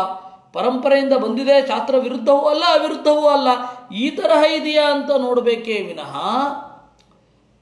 ಬಂದಿದೆ ಒಪ್ಕೊಂಬೋಣ ಪರಂಪರಾಗತವಾಗಿ ಹಿಂದಿನವರೆಲ್ಲ ದಡ್ರೇನು ಅಂತ ತರ್ಕ ಮಾಡೋದಲ್ಲ. ನೀನೊಬ್ಬನೇ ಬುದ್ಧಿವಂತ ಏನು ಅಂತ ತರ್ಕ ಮಾಡೋದಲ್ಲ. ಆದರೆ ಇವತ್ತು ಎಲ್ಲ ಕಡೆ ನಡೀತಾ ಇರೋದು ಅದೇ ತರ್ಕ. ನಾವು ಈ ಪರಂಪರೆಯಲ್ಲಿ ಬಂದ್ಬಿಟ್ಟಿದ್ದೀವಿ, ಈ ಪರಂಪರೆಯ ಮಹಾನುಭಾವರು ಅವರೆಲ್ಲ ತಪ್ಪೇನು ಅಂತ ಕೇಳ್ತಾರವರು. ಅದು ತಪ್ಪದು. ಪರಂಪರೆಗೆ ವಿರುದ್ಧ ಅಂತನ್ನೋದಿರಬಾರದು. ವೇದ ಪ್ರಮಾಣ ವಿಹಿತವಾಗಿದೆಯಾ ಇಲ್ವಾ? ಕೆಲವೊಮ್ಮೆ ವೇದ ಅನ್ನೋದು ತಟಸ್ಥ. ಉದಾಹರಣೆಗೆ ಕೆಂಪು ಮಂತ್ರಾಕ್ಷತೆ ಮಾಡಬೇಕು, ಅರಿಶಿಣ ಮಂತ್ರಾಕ್ಷತೆ ಮಾಡಬೇಕು. ಏನು ಹಣೆ ಬರಹ, ನೀವು ಅಭಿಮಂತ್ರಣ ಮಾಡೋದಷ್ಟೇ ಮುಖ್ಯ. ಅದು ಯಾವ ಬಣ್ಣ ಆದರೂ ಆಗಿರಲಿ. ಅಲ್ಲಿ ಪರಂಪರೆ ಏನೋ ಒಂದು ಬಂದಿರುತ್ತೆ. ನಮ್ಮ ಅಜ್ಜ ನಮ್ಮ ತಾತ ಎಲ್ಲ ಕೆಂಪು ಮಂತ್ರಾಕ್ಷತೆ ಮಾಡ್ತಾಯಿದ್ರು. ಅಲ್ಲಿ ಶಾಸ್ತ್ರ ತಟಸ್ಥ, ಅಲ್ಲಿ ಏನು ಮಾಡಿದ್ರೂ ನಡೆಯುತ್ತೆ. ಅದೇನು ಶಾಸ್ತ್ರ ವಿರುದ್ಧವಾಗಿ ಹೋಗೋ ಹಾಗೇನ ಇಲ್ಲ. ಅದರಿಂದಾಗಿ ಅಂತಹ ವಿಚಾರಗಳಲ್ಲಿ ನೋಡಬೇಕು, ಇದು ಶಾಸ್ತ್ರ ತಟಸ್ಥವಾಗಿದೆ, ಶಾಸ್ತ್ರ ವಿರುದ್ಧವಾಗಿದೆ. ಹಿಂದಿನ ದಿವಸದ್ದು ಹೋಳಿಗೆ ಇಟ್ಟು ಮಾರನೇ ದಿವಸ ಪೂಜೆ, ಅದು ಶಾಸ್ತ್ರ ವಿರುದ್ಧ. ಜ್ಯೇಷ್ಠಾಲಕ್ಷ್ಮಿ ವ್ರತ ಅಂತ, ಅದು ಅಲಕ್ಷ್ಮಿ. ಅದು ಜ್ಯೇಷ್ಠಾಲಕ್ಷ್ಮಿ ವ್ರತ ಮಾಡಲಿಕ್ಕಿಲ್ಲ ಶಾಸ್ತ್ರದ ಪ್ರಕಾರ, ಅದು ವಿರುದ್ಧ. ಅದರಿಂದಾಗಿ ವಿರುದ್ಧ ಯಾವುದು, ತಟಸ್ಥ ಯಾವುದು, ಅನುಕೂಲ ಯಾವುದು, ಇದನ್ನು ನೋಡಬೇಕೇ ವಿನಃ ಪರಂಪರೆಯಿಂದ ಬಂದಿದೆ ಅಂತ ಒಂದನ್ನು ಚಿಂತನೆ ಮಾಡಬಾರದು. ಅದಕ್ಕೆ ಹೇಳಿದ್ದು ತತಃ ಅನ್ವಹಂ ಪರಂಪರಯ. ಅದಕ್ಕೆ ಹೇಳಿದ್ರು ಆಚಾರ್ಯರು ಅಂಧ ಪರಂಪರೆಯ. ತಸ್ಮಾತ್ ಭಾರತ್ಯಪಿ ಭ್ರಮತಿ ಬಹುಧಾ ಭವತಿ. ಆವಾಗ ವೇದ ಸರಿಯಾಗಿ ಅರ್ಥ ಆಗೋಲ್ಲ. ಈ ತರಹದ ತರ್ಕಗಳನ್ನೆಲ್ಲ ತಲೆಯಲ್ಲಿ ಇಟ್ಕೊಂಡಿದ್ರೆ ವೇದ ಏನು ಅರ್ಥ ಆಗಬೇಕು? ಅದಕ್ಕೆ ಹೇಳಿದರು ಭ್ರಮತಿ ಭಾರತಿ ಅಂತಂದು. ಭಾರತಿ ಭ್ರಮತಿ. ವೇದ ಅಂತನ್ನೋದು ಸರಿಯಾದ ಅರ್ಥವನ್ನು ಕೊಡೋಲ್ಲ. ಭಾರತಿ ಭ್ರಮತಿ. ಭ್ರಮತಿ ಅಂದ್ರೇನು? ಬಹುಕ್ತಿರನ್ಯಥಾ ಜ್ಞಪ್ತಿ ಪರಿವೃತ್ತಿಶ್ಚ ಕಥ್ಯತೆ ಭ್ರಮ ಇತ್ಯೇವ ವಿದ್ವದ್ಭಿಃ ತಥಾ ಚ ಕ್ರಮಣಂ ಕ್ವಚಿತ್ ಇತಿ ಶಬ್ದ ನಿರ್ಣಯೇ. ಬಹಳ ಮಾತುಗಳು ಬೇರೆ ಬೇರೆ ಕಡೆ ಕೊಂಡೋಗಿ ನಮಗೇನು ಜ್ಞಾನ ಬರಲ್ಲ. ಈ ತರಹದ್ದು ಮಾತಿದೆ, ಆ ತರಹದ್ದು ಮಾತಿದೆ, ಅದರಿಂದ ಎರಡನ್ನೂ ಬಿಟ್ಬಿಡ್ತೀವಿ ಅಂತನ್ನುವ ಪೆಸಿಮಿಸ್ಟಿಕ್ ವ್ಯೂ ಕೊಟ್ಟೋಗ್ತಾರೆ ಅವರು. ನಿರಾಶಾವಾದಿ. ವೇದ ಎಲ್ಲ ಹೇಳತ್ತೆ, ಹೋಗಿ ಮಾರಾಯ, ನಮ್ಗೆ ಬೇಡ ಬೇಡ. ಅದು ಒಂದು ನಿರ್ಣಯ ತಗೊಳ್ಳಿಕ್ಕೆ ಬರಲ್ಲ. ಹೀಗೂ ಹೇಳುತ್ತೆ, ಹಾಗೂ ಹೇಳುತ್ತೆ. ಅದು ಧರ್ಮಶಾಸ್ತ್ರವೂ ಅಷ್ಟೇ, ಯಾವ ರೀತಿ ಬೇಕಾದರೂ ಹೇಳುತ್ತೆ. ತಣ್ಣೀರಲ್ಲೇ ಸ್ನಾನ ಮಾಡಬೇಕು ಅಂತ ಒಂದು ಇಲ್ಲ, ಬಿಸಿಲಿನಲ್ಲಿ ಸ್ನಾನ ಮಾಡಬಹುದು. ಯಾಕೆಂದರೆ ಆಪಸ್ವಭಾವತಃ ಶುದ್ಧಾ ಕಿಂ ಪುನರ್ವನ್ಯ ಸಂಯುತಾ. ನೀರು ಸಹಜವಾಗಿ ಶುದ್ಧ. ಬೆಂಕಿಯಿಂದ ಕೂಡಿದ್ರೆ ಈ ನೀರು ಇನ್ನಷ್ಟು ಶುದ್ಧ ಆಗಲ್ವೇ? ಬಿಸಿನೀರು, ಅದರಿಂದ ಬಿಸಿನೀರಲ್ಲೇ ಸ್ನಾನ ಮಾಡಬೇಕು ಅಂತಲೂ ಹೇಳ್ತಾರೆ. ಅದೆಲ್ಲವೂ ಕೂಡ ಸಾವಕಾಶ. ಅದರ ಸ್ಪಿರಿಟನ್ನು ಅರ್ಥ ಮಾಡ್ಕೊಳ್ಬೇಕು ನಾವು. ಬೇರೆ ಬೇರೆ ಬೇರೆ ಬೇರೆ ತರಹದ ಮಾತುಗಳಿದೆ. ಈಗ ಯಾಗ ಆದಮೇಲೆ ಜೂಜಾಡಬೇಕು ಅಂತಲೂ ಉಂಟು. ವೇದದಲ್ಲಿರೋದು ಯಾಗ ಆದಮೇಲೆ ಜೂಜಾಡಬೇಕು. ಅಶ್ವಮೇಧ ರಾಜಸೂಯ ಯಾಗ ಆದಮೇಲೆ ಜೂಜಾಡಬೇಕು ಅಂತಿದೆ, ಉಂಟು. ದಿವ್ಯತಿ. ದಿವ್ಯತಿ ಎನ್ನುವ ವೇದವಾಕ್ಯ ದುಡ್ಡು ಕಟ್ಟಾಡಿ ಅಂತ ಹೇಳ್ತಾ ಇರೋದಲ್ಲ. ಅದರ ಸ್ಪಿರಿಟ್ ಏನು ಅಂತಂದರೆ, ದೀರ್ಘಕಾಲ ಯಾಗ ಮೊದಲಾದವುಗಳಿಂದ ನೊಂದವರು, ಮಾನಸಿಕ ಕ್ಲೇಶ ದೈಹಿಕ ಕ್ಲೇಶ ಅನುಭವಿಸಿದವರು ಒಂದು ಸ್ವಲ್ಪ ಆರಾಮಾಗಿರಿ ಅಂತ ಅದರ ಅಭಿಪ್ರಾಯ. ಆಟ ಆಡಿ ಅಂತ ಇಟ್ಕೊಳ್ಬೇಕೇ ವಿನಃ ಜೂಜಾಡಬೇಕು, ಅದರಿಂದಾಗಿ ಯಾಗದ ಅಂಗವಾಗಿ ಧರ್ಮರಾಜ ಜೂಜಾಡಿದ್ದು ಅಂತ ಸಮರ್ಥನೆ ಮಾಡಲಿಕ್ಕೆ ಹೋಗಬಾರ್ದು. ಆಮೇಲೆ ಯಾಗ ಮಾಡಿದವರು ಜೂಜಾಡಬೇಕು ಅಂತಲ್ಲ, ಸ್ಪಿರಿಟ್ ಅರ್ಥ ಮಾಡಿಕೊಳ್ಬೇಕು. ಏಕಾದಶಿ ಜಾಗರಣೆ ಮಾಡಿ, ನಿದ್ರೆ ಬರುತ್ತೆ ಮಾರಾಯರೆ, ಅದು ಹೆಂಗೆ? ಅದರಿಂದಾಗಿ ನಾವು ಇಸ್ಪೀಟ್ ಆಡ್ಕೊಂಡು ಏಕಾದಶಿ ರಾತ್ರಿ ತಳ್ತೇವೆ ಅಂದರೆ ಏನರ್ಥ ಅದಕ್ಕೆ? ಒಬ್ಬರಿದ್ದರು ಏಕಾದಶಿ ಕಟ್ಟುನಿಟ್ಟಾಗಿ ಮಾಡೋರು, ಜಾಗರಣೆ ಮಾಡೋರು. ದ್ವಾದಶಿ ನಿದ್ರೆ ಮಾಡಬಾರದು ಅಂತಿರೋದು. ನಿದ್ರೆ ಮಾಡಬಾರ್ದು, ಶಾಸ್ತ್ರ ಚಿಂತನೆ ಮಾಡ್ತಾ ಇರಬೇಕು ಅಂತ. ಬೆಳಗ್ಗೆ 10 ಗಂಟೆಗೆ ಊಟ ಮುಗಿಸಿ ಪಾರಣೆ ಮುಗಿಸಿ ಶುರು ಮಾಡಿಬಿಟ್ರೆ ಇಸ್ಪೀಟು ಸಂಜೆ ತನಕ, ರಾತ್ರಿ ತನಕ ಆಡೋರು. ಈ ಥರದ ಭೀಕರ ಅವಸ್ಥೆಗಳೆಲ್ಲ ಉಂಟು. ಹಾಗೆ ಮಾಡಬಾರದು. ಅದರ ಸ್ಪಿರಿಟ್ ಏನು ಅನ್ನೋದನ್ನು ತಿಳ್ಕೊಳ್ಬೇಕು. ಆ ಸ್ಪಿರಿಟ್ ಅರ್ಥ ಆಗದೇ ಇರೋದೇ ಭ್ರಮ ಅಂದು. ಬಹುಕ್ತಿರನ್ಯಥಾ ಜ್ಞಪ್ತಿ ಪರಿವೃತ್ತಿಶ್ಚ ಕಥ್ಯತೆ.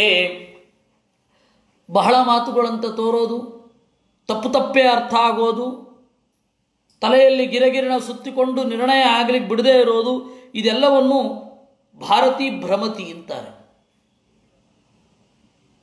ಭಾರತೀಯೇ ತಿರುಗ್ತಾ ಇದೆ. ಭಾರತಿ ಅಂದರೆ ವೇದ, ಮಾತು. ಮಾತು ತಿರುಗೋದು ಅಂದ್ರೇನು? ಇದು ಮಾತು ತಿರುಗೋದು ಅಂದರೆ ಸುತ್ತಮುತ್ತಲಿನ ಪ್ರಪಂಚ ಎಲ್ಲ ತಿರುಗ್ತಾ ಇದ್ರೆ ತಲೆ ತಿರುಗ್ತಾ ಇದೆ ಅಂತ. ಹಾಗೆ ಇದು ತವೋರು ವೃತ್ತಿಭಿರೂಢಜವಾ ತವೋರು ವೃತ್ತಿಭಿ. ನೀನು ಅನಂತ ಗುಣಕರ್ಮಗಳನ್ನು ಹೊಂದಿರೋದ್ರಿಂದಾಗಿ ವೇದ ವೇಗವಾಗಿ ಹೋಗುತ್ತೆ. ವೇದದ ವೇಗ ಅಸಾಧ್ಯ. ವೇದವನ್ನು ನಾವು ನೋಡ್ಲಿಕ್ಕೆ ಹೋದಾಗ ವೇದದ ಪ್ರವಾಹ ವೇಗವಾಗಿ ಹೋಗ್ತಾ ಇರುತ್ತೆ. ನೀವು ವೇದ ಮಂತ್ರಗಳನ್ನು ನೋಡಿಕೊಳ್ಳಿ. ವೇದದ ಮಂತ್ರಗಳು ವೇಗವಾಗಿ ಹೋಗ್ತಾ ಇರುತ್ತೆ. ಅದನ್ನು ಕ್ಯಾಚ್ ಮಾಡ್ಕೊಳ್ಳಿಕ್ಕೆ ಕಷ್ಟ. ಅದು ಹೀಗೆ ಇದರಿಂದ ಇದನ್ನು ಹೇಳ್ತಾ ಇದೆ, ಈ ಮಂತ್ರದಿಂದ ಇದು ಅರ್ಥ ಆಗ್ತಾ ಇದೆ ಅನ್ನೋ ಅಷ್ಟರಲ್ಲಿ ನಾವು ಅದನ್ನು ಊಹೆ ಕೂಡ ಮಾಡಲ್ಲ. ವಿಪರೀತ ಅಬ್ಸ್ಟ್ರಾಕ್ಟ್ ಆಗಿರುತ್ತೆ ವೇದ ಅನ್ನೋದು. ಎಷ್ಟು ಅಬ್ಸ್ಟ್ರಾಕ್ಟ್ ಅಂತಂದರೆ ಅದನ್ನು ಬಿಡಿಸ್ಕೊಂಡು ಹೋಗ್ತಾ ಇದ್ದರೆ ಒಂದು 10 ಲೌಕಿಕವಾದ ಸಮರ್ಥನೆಗಳು ಸಂಗತಿಗಳು ಸಿಗ್ತವೆ. ಕೇವಲ ವೇದವನ್ನು ನೋಡಿದ್ರೆ ಅದು ಏನು ಗೊತ್ತೇ ಆಗಲ್ಲ. ಅಬ್ಸ್ಟ್ರಾಕ್ಟ್ ಟು ದ ಕೋರ್ ವೇದ ಅನ್ನೋದು. ಅದರಿಂದಾಗಿ ಹೇಳಿದ್ರು ಊಢಜವಾ. ಯಾಕೆ? ಉರುವೃತ್ತಿಭಿ ಊಢಜವಾ. ನಿನ್ನ ಅನಂತವಾದ ರೂಪ, ಅನಂತವಾದ ಗುಣಕರ್ಮಗಳನ್ನು ಹೇಳಲಿಕ್ಕೆ ಹೊರಟಿದೆ ವೇದ. ಅದರಿಂದಾಗಿ ಅಬ್ಸ್ಟ್ರಾಕ್ಟು ವೇಗವಾಗಿ ವಿಚಾರಗಳನ್ನು ಹೇಳುತ್ತೆ. ಅಥೋ ವೇದೇಪಿ ಬಹುಧಾ ವಚನಾತ್ ತದರ್ಥ ನಿರ್ಣಯಾಭಾವಾತ್ ವಿರುದ್ಧ ಕಲ್ಪನಾ ಯುಕ್ತ ಅಸುರಾಣ. ಅದಕ್ಕಾಗಿ ಈ ದೈತ್ಯರಿಗೆ ಅದು ಸ್ಫುಟವಾಗಿ ಸಿಗೋದಿಲ್ಲ. ದೈತ್ಯರಿಗೆ ಅದು ಸ್ಫುಟವಾಗಿ ಸಿಗೋದಿಲ್ಲ. ದೇವತೆಗಳು ಅದನ್ನು ಅರ್ಥ ಮಾಡಿಕೊಳ್ತಾರೆ. ಈ ಹಿನ್ನೆಲೆಯಲ್ಲಿ ಹೇಳಿದ್ದು ಉರುವೃತ್ತಿಭಿ ಊಢಜವಾ. ಯಸ್ಮಾತ್ ಗರ್ಭಸ್ಥಸ್ಯ ಜೀವಸ್ಯ ಈಶ್ವರತ್ವಂ ನಾಸ್ತಿ ಅಥೋ ನಿಧನಾನಂತರಂ ಚ ನರಕಾದಿಗಮನಾತ್ ನ ವಿದ್ಯತೆ. ನೋಡಿ, ಸ್ವಲ್ಪ ಯೋಚನೆ ಮಾಡಿ. ಗರ್ಭದಲ್ಲಿರುವ ಮಗು ಅದು ಈಶ್ವರ ಆಗಿರೋಲ್ಲ, ದುಃಖವನ್ನು ಅನುಭವಿಸ್ತಾ ಇರುತ್ತದು. ನ ಯದಿದಂ ಅಗ್ರ ಆಸಾ ಅಂದರು. ಅಗ್ರೇ ಒಂದು ಮಗು, ಒಂದು ಜೀವ ಹುಟ್ಟುವ ಮೊದಲು ಬಸಿರಲ್ಲಿ ಇರುತ್ತೆ. ಆ ಬಸಿರಲ್ಲಿರುವ ಮಗು ಏನಾಗತ್ತೆ? ದುಃಖವನ್ನು ಅನುಭವಿಸ್ತಾ ಇಲ್ವಾ? ಈಶ್ವರ ಆನಂದವನ್ನು ಮಾತ್ರ ಅನುಭವಿಸುವವ. ಗರ್ಭದಲ್ಲಿರುವ ಜೀವ ಈಶ್ವರ ಆಗಲಿಕ್ಕೆ ಸಾಧ್ಯ ಇಲ್ಲ. ಅಥೋ ನಿಧನಾನಂತರಂಚ ನರಕಾದಿಗಮನಾನ್ನ ವಿದ್ಯತೆ. ಸತ್ತ ಮೇಲೆ ಈಶ್ವರ ಆಗೋಗ್ತಾನೆ ಅಂದರೆ ಏನರ್ಥ ಅದಕ್ಕೆ? ಹೋದವರೆಲ್ಲ ಒಳ್ಳೆಯವರು ಅಂತ ಹಾಗೇನಿಲ್ಲ. ಹೋದವರೆಲ್ಲ ಒಳ್ಳೆಯವರು, ನಮ್ಮ ಹಿರಿಯರು ಅಂತ ಅದು ಜಾನಪದ ಅಷ್ಟೇ. ನಿಧನಾನಂತರಂಚ ನರಕಾದಿಗಮನನ್ನ ವಿದ್ಯತೆ. ಸತ್ತ ಮೇಲೆ ಅವರು ಮಾಡಿರುವ ಕರ್ಮಗಳಿಗೆ ನರಕವೋ ಸ್ವರ್ಗವೋ ಆಗಬೇಕು. ಅದರಿಂದಾಗಿ ಅವಾಗಲೂ ಈಶ್ವರ ಆಗಿರಲ್ಲ. ಅನಿಮಿತ್ತಕಂ ಭಗವನ್ ನಿಮಿತ್ತಮೇವ ತಸ್ಯ ಅಂತರಾಭಾತಿ ಮೃಷಾತ್ವೈ ಜೀವೆ. ಮಧ್ಯದಲ್ಲಿ ಇರೋದು ಸಾವಿರಾರು ನಿಮಿತ್ತಗಳು ಅವರು ಇರಲಿಕ್ಕೆ.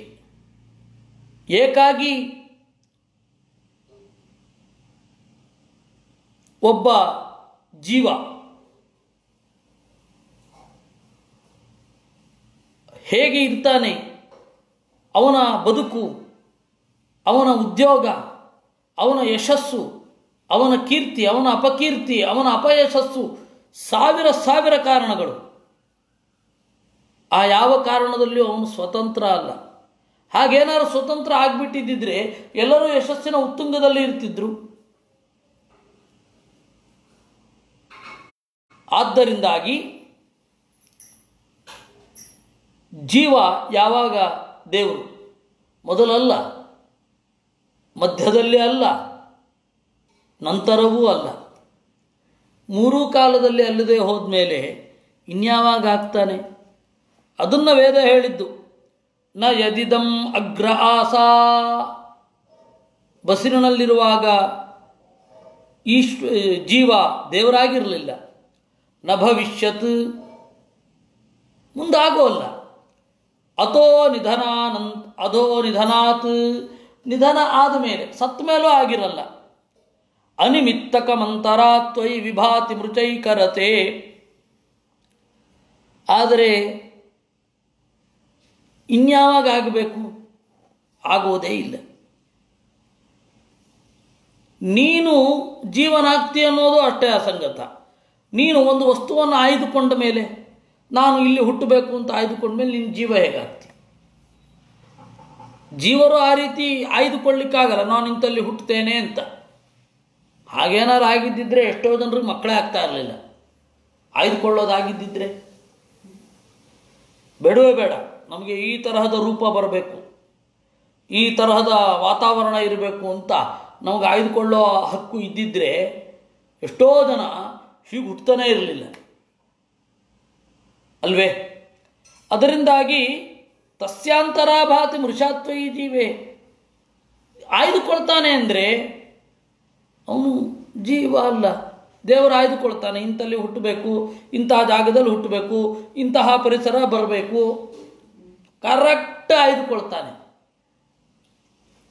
ನತು ವಸ್ತುತಸ್ತ್ವಂ ಜೀವ ಏಕರಸೆ ಪ್ರಧಾನ ಸಾರೇ, ನೀನು ಏಕರಸ. ನಚ ಜೀವೋ ವಸ್ತುತ ಸರ್ವೋತ್ತಮ ಸಾರ, ಜೀವ ಪುರುಷ ಸಾರ ಅಲ್ಲ, ಪುರುಷರಲ್ಲೇ ಮಿಗಿಲು ಅಂತಲ್ಲ. ಅವನಂತರದವ್ರು 1000 ಜನ ಇರ್ತಾರೆ. ಬ್ರಹ್ಮದೇವರು ಅಂತ ತೆಗೆದುಕೊಂಡ್ರು ಎಷ್ಟು ಜನ ಬ್ರಹ್ಮದೇವರಾಗೋಗಿದ್ದಾರೋ ದೇವರಿಗೆ. ನಮಗೆ ಬ್ರಹ್ಮದೇವರೇ ಅಚ್ಚರಿ, ಮುಖ್ಯ ಪ್ರಾಣನೇ ದೊಡ್ಡ ಅಚ್ಚರಿ.